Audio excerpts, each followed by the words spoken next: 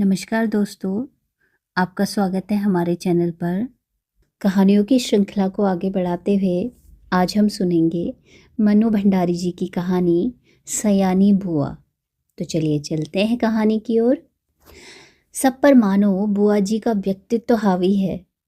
सारा काम वहाँ इतनी व्यवस्था से होता जैसे सब मशीनें हों जो कायदे में बंधी बिना रुकावट अपना काम किए चली जा रही हैं। ठीक 5 बजे सब लोग उठ जाते। फिर 1 घंटा बाहर मैदान में टहलना होता। उसके बाद चाय दूध होता। उसके बाद अन्नू को पढ़ने के लिए बैठना होता। भाई साहब भी तब अखबार और ऑफिस की फाइलें आदि देखा करते। 9 बजते ही नहाना शुरू होता।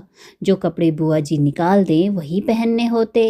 फिर कायदे से आकर मेज पर बैठ जाओ और खाकर काम पर जाओ। सयानी बुआ का नाम वास्तव में ही सयानी था, या उनके सयानेपन को देखकर लोग उन्हें सयानी कहने लगे थे। सो तो मैं आज भी नहीं जानती, पर इतना अवश्य कहूँगी कि जिसने भी उनका यह नाम रखा वह नामकरण विद्या का अवश्य पारखी रहा होगा। बचपन में ही वे समय की जितनी पाबंद थी, अपना सामान संभाल कर रखने में जितनी पटु थी और व्यवस्था की जितनी कायल थी, उसे देखकर चकित हो जाना पड़ता था। कहते हैं जो पेंसिल वे एक बार खरीदती थी वह जब तक इतनी छोटी न हो जाती कि उनकी पकड़ में भी ना आए, तब तक उससे काम लेती थी। क्या मजाल कि वह कभी खो जाए या बार बार नोक टूटकर समय से पहले ही समाप्त हो जाए। जो रबर उन्होंने चौथी कक्षा में खरीदी थी उसे 9वीं कक्षा में आकर समाप्त किया। उम्र के साथ साथ उनकी आवश्यकता से अधिक चतुराई भी प्रौढ़ता धारण करती गई, और फिर बुआ जी के जीवन में इतनी अधिक घुल मिल गई कि उसे अलग करके बुआ जी की कल्पना नहीं की जा सकती थी। उनकी एक बात पिताजी हम लोगों के सामने उदाहरण के रूप में रखते थे, जिसे सुनकर हम सभी खैर मनाया करते थे कि भगवान करे वे ससुराल में ही रहा करें, वरना हम जैसे अस्त व्यस्त और अव्यवस्थित जनों का तो जीना ही हराम हो जाएगा। ऐसी ही सयानी बुआ के पास जाकर पढ़ने का प्रस्ताव जब मेरे सामने रखा गया तो कल्पना कीजिए मुझ पर क्या बीती होगी। मैंने साफ इनकार कर दिया कि मुझे आगे पढ़ना ही नहीं है, पर पिताजी मेरी पढ़ाई के विषय में इतने सतर्क थे कि उन्होंने समझाकर, डांटकर और प्यार दुलार से मुझे राजी कर लिया। सच में राजी तो कर लिया, समझिए अपनी इच्छा पूरी करने के लिए बाध्य कर दिया। और भगवान का नाम गुहारते गुहारते मैंने घर से विदा ली और उनके यहाँ पहुँची। इसमें संदेह नहीं कि बुआ जी ने बड़ा स्वागत किया, पर बचपन से उनकी ख्याति सुनते सुनते उनका जो रौद्र रूप मन पर छाया हुआ था, उसमें उनका वह प्यार कहाँ तिरोहित हो गया, मैं जान ही नहीं पाई। हाँ, बुआ जी के पति, जिन्हें हम भाई साहब कहते थे, बहुत ही अच्छे स्वभाव के व्यक्ति थे। और सबसे अच्छा कोई घर में लगा तो उनकी 5 वर्ष की पुत्री अन्नू। घर के इस नीरस और यंत्र चालित कार्यक्रम में अपने को फिट करने में मुझे कितना कष्ट उठाना पड़ा और कितना अपने को काटना छांटना पड़ा, यह मेरा अंतर्यामी ही जानता है। सबसे अधिक तरस आता था अन्नू पर। वह इस नन्ही सी उम्र में ही प्रौढ़ हो गई थी। न बच्चों का सा उल्लास, न कोई चहचहाहट। एक अज्ञात भय से वह घिरी रहती थी। घर के उस वातावरण में कुछ ही दिनों में मेरी भी सारी हंसी खुशी मारी गई। यूं बुआ जी की गृहस्थी जमे 15 वर्ष बीत चुके थे, पर उनके घर का सारा सामान देखकर लगता था मानो सब कुछ अभी कल ही खरीदा हो।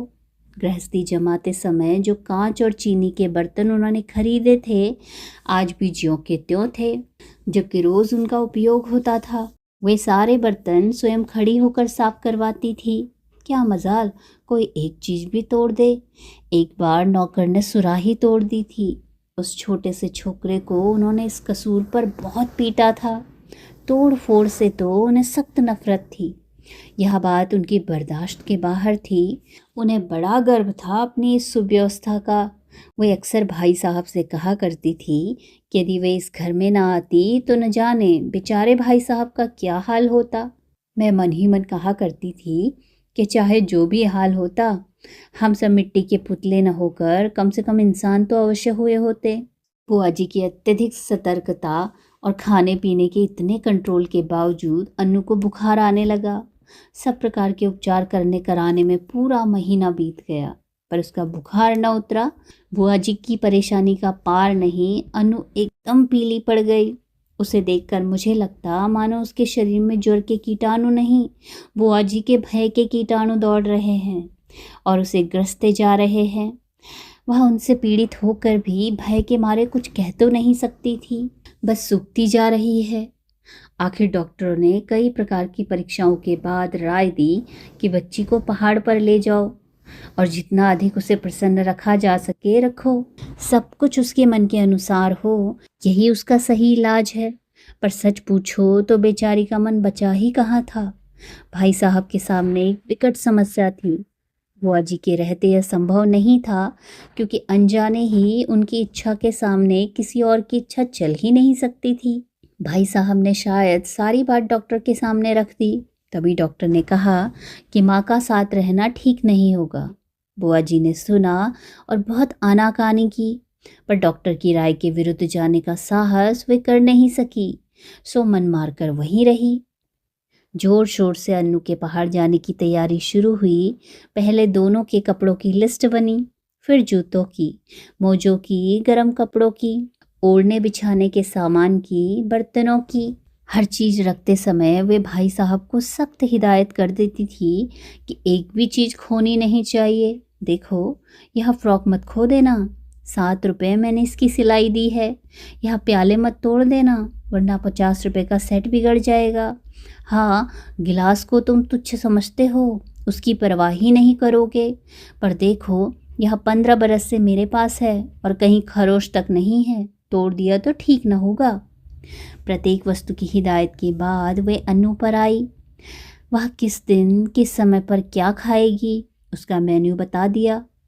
कब कितना घूमेगी, क्या पहनेगी, सब कुछ निश्चित कर दिया।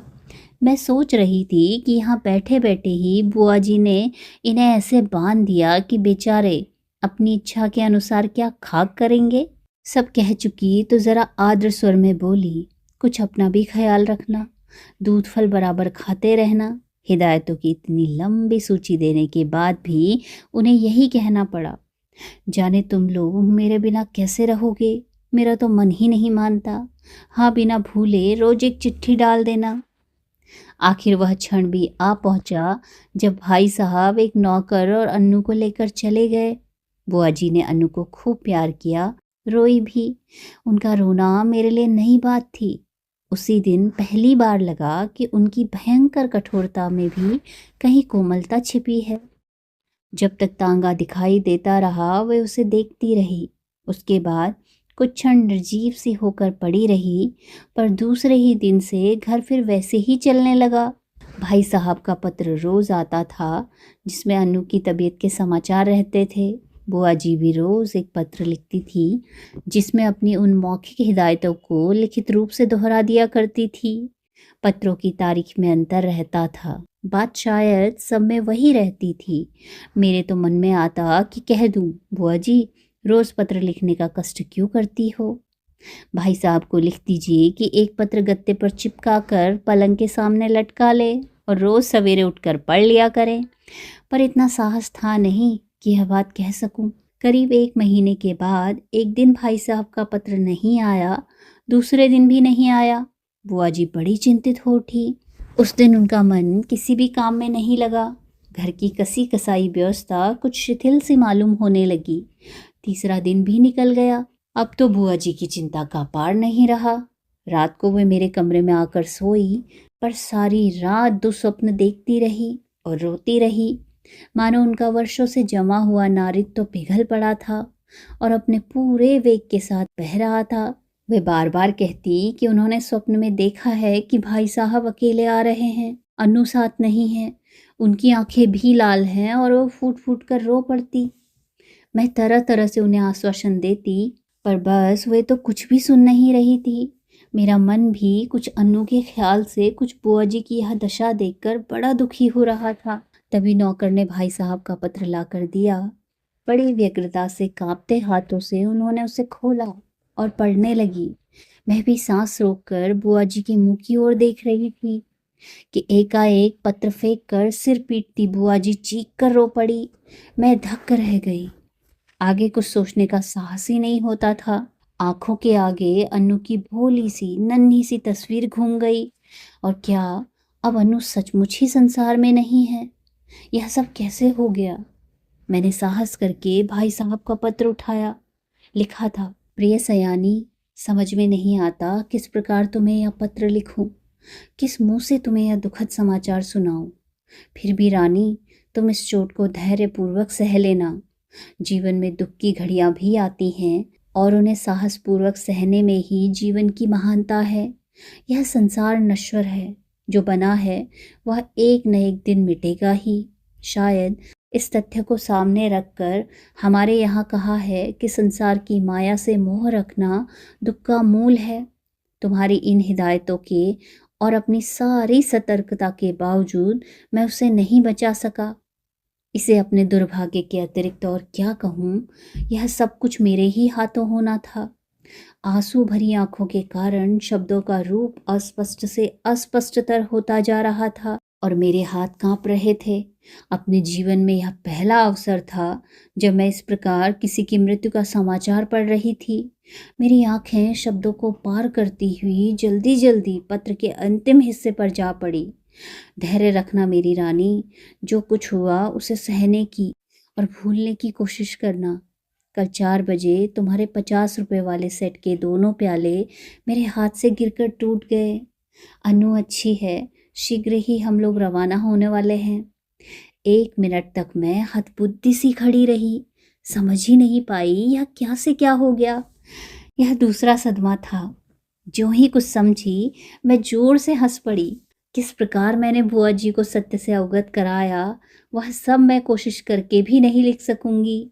पर वास्तविकता जानकर बुआ जी भी रोते रोते हंस पड़ी। 5 आने की सुराही तोड़ देने पर नौकर को बुरी तरह पीटने वाली बुआ जी 50 रुपए वाले सेट के प्याले टूट जाने पर भी हंस रही थी। दिल खोल कर हंस रही थी, मानो उन्हें स्वर्ग की निधि मिल गई हो। तो मित्रों, बहुत बहुत धन्यवाद इस कथा को सुनने के लिए। अगर आपको कहानियाँ पसंद आ रही हैं और मेरे द्वारा किया गया वाचन भी अच्छा लग रहा है, तो कृपया आप चैनल को सब्सक्राइब कीजिएगा और वीडियोस को लाइक और शेयर भी कीजिएगा। मिलते हैं अगली कहानी में। धन्यवाद।